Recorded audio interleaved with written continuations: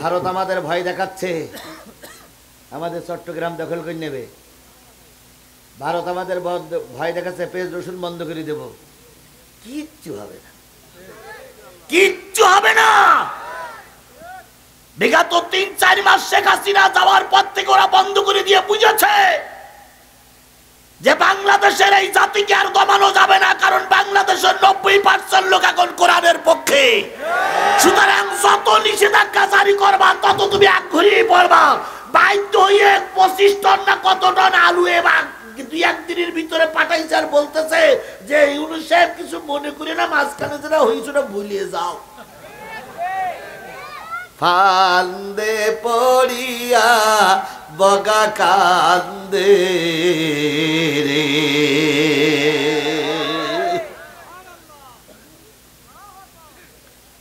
যে যাই করুক আল্লাহর পরে তাওয়াক্কুল করে থাকো, বিজয় আসবেই।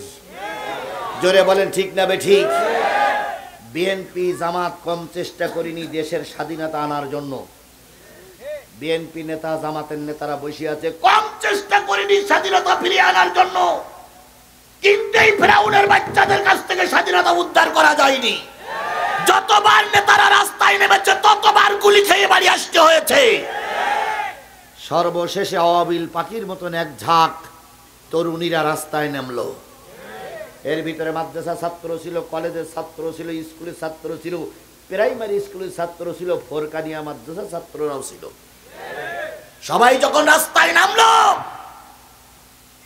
এই ফেরাউনের বাচ্চা গুলি করলো, লাশ পড়লো অনেকগুলো। লাশ দেখে কি তারা ময়দান থেকে পালাই আসছিলেন?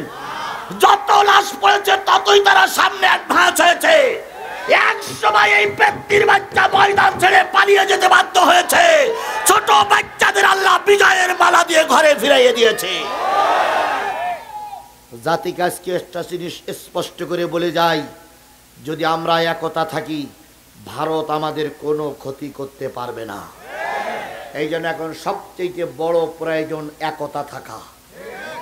আল্লাহ রসুল ছিলেন, তার হাত দিয়ে আল্লাহ পাক কোরআনের বাণী প্রচার করেছেন। সেই নবীর নামে দুরূদ আর সালাম সবাই মিলে বলছি সাল্লাল্লাহু আলাইহি ওয়াসাল্লাম।